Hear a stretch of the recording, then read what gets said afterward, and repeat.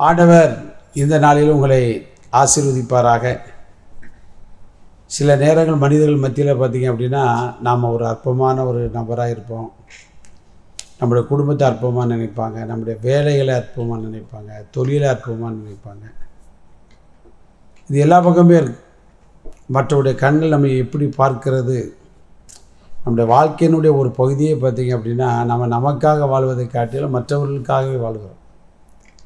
எப்படி பாஸ்டர் அப்படின்னு கேட்டிங்கன்னா, நம்ம ஒரு பொருள் வாங்கினாலே அந்த பொருளை பற்றி மற்றவங்க என்ன நினைப்பாங்க, நம்மளை யாரும் அற்பமாக நினச்சிடக்கூடாது.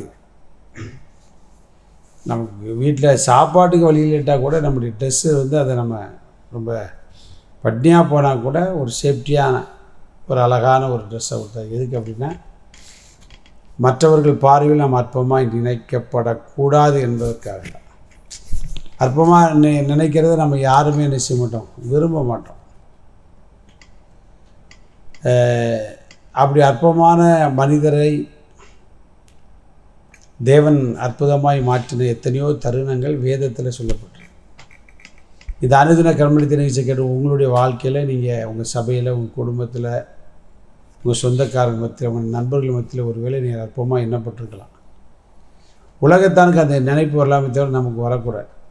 ஏன் அப்படின்னா, நீங்களும் நான் ஆராதிக்கிற தேவன் அற்பமானது அற்புதமாய் மாற்றுகிறவர். ஏன்னா அவரால் கூடாத காரியம் ஒன்றும் இல்லைங்களா. அதான் மற்றவர்கள் நம்ம அப்படி நினைக்கிறாங்கன்னு நினச்சி நீங்கள் கவலைப்படாதீங்க. சில பேர் அதை நினச்சே வருத்தப்படுவாங்க. எதுக்கெடுத்தாலும் நம்மளை அவ்வளோ கேவலமாக நினைக்காங்களே, அற்பமாக நினைக்காங்களே. தாவீதை குறித்து பார்க்கும்போது அப்படி தானே, அவன் அற்பமாக என்ன பண்ணான், அவன் வாழ்க்கையில் நடந்தது எல்லாம் ஆச்சரியம்தான். ஏன்னா ஆண்டவர் என்றைக்குமே யாரையுமே அற்பமாக நினைக்கவே மாட்டார்.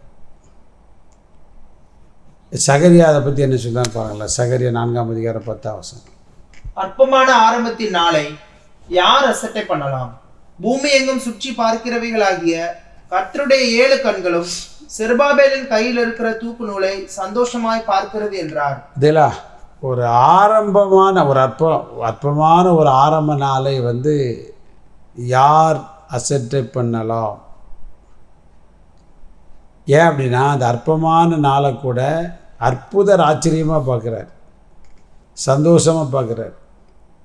அதனால் உங்கள் வீட்டிலையும் குடும்பத்திலையும் சபையிலையும் வேலை செய்கிறவங்கள யாராவது அற்பமாக நினச்சா அவங்கள பார்க்காதீங்க, அதை அற்புதமாய் மாற்றுகிற ஆண்டவரை நோக்கி பார்க்கணும். இந்த நாள்லேருந்து அதுக்கு ஒரு ட்ரைனிங் எடுங்க. ஆண்டவரை நோக்கி பாருங்கள், அவர் எப்படி பார்க்குறாரு. அவர் எப்போதுமே நம்மை எப்படி அற்புதமாக மாற்றலாம், அதிசயமாக மாற்றலாம், குடும்பத்தை மாற்றலாம், தொழிலை மாற்றலாம், நம்ம பிள்ளைகளை எப்படி அற்புதமாக மாற்றலாம் என்பது தான் அவருடைய சிந்தனையை. அதைத்தான் செய்வார். செருபாபேலே அன்றைக்கி இருந்தவங்க ரொம்ப அற்பமாக நினச்சாங்க. இவன் போய் சர்ச்சை கட்டிட்டு, அதான் ஆண்டவர் சொன்னார், அவன் கைகள் அஸ்திபாரம்ன்றது அவன் கைகளே அதை நிச்சயம் செய்து முடிக்கும். 10 அங்கே 6 கற்சாடியை பற்றி நம்ம யோவான் 2 பார்க்குறோம் பார்த்தீங்களா. சோத்திரம். அங்கே பார்த்தீங்க அப்படின்னா அற்பமாக எண்ணப்பட்டு ஒதுக்கப்பட்டு வேறு அதை வாசிக்கப்போ 2ஆம் அதிகாரத்தில், யோவான் 2ஆம் அதிகாரத்தில் அங்கே ஒரு 6 கற்சாடி வைக்கப்பட்டிருந்த ஒரு சூழ்நிலைகளே பார்க்கிறோம். யூதர்கள் தங்களை சுத்திகரிக்கும் முறைமையின்படியே ஒவ்வொன்று 2-3 குடம் தண்ணீர் கொள்ளத்தக்க 6 கற்சாடிகள் அங்கே வைத்திருந்தது. பாருங்க, ஒரு 6 கற்சாடி ஓரம் கட்டப்பட்டு ஒதுக்கப்பட்டு வைக்கப்பட்டிருக்கு. திராட்சை ரசம் வேறு கற்சாடியில் புதுசாக வாங்கி வச்சு கொடுக்குறாங்க. ஆமாம், அதை என்ன ஆச்சரியம் அப்படின்னா, அந்த 6 கற்சாடி வாய் இருந்தால் இப்படி தான் பேசிருக்கு. பார்த்தியா, நம்மகிட்ட ஓட்டையும் இல்லை, உடசலும் இல்லை, லீக்கும் இல்லை, ஒன்றும் இல்லை, நல்லாயிருக்கும். அவருக்கு கல்யாணம் வந்தவுடனே நம்மளை அற்பமாக நினச்சிட்டா இருப்பார் அப்படின்ட்டு. ஆனால் இயேசு அங்கே வந்தபோது அந்த கற்சாடியில் தான் ஊற்ற சொன்னார் தண்ணீரை.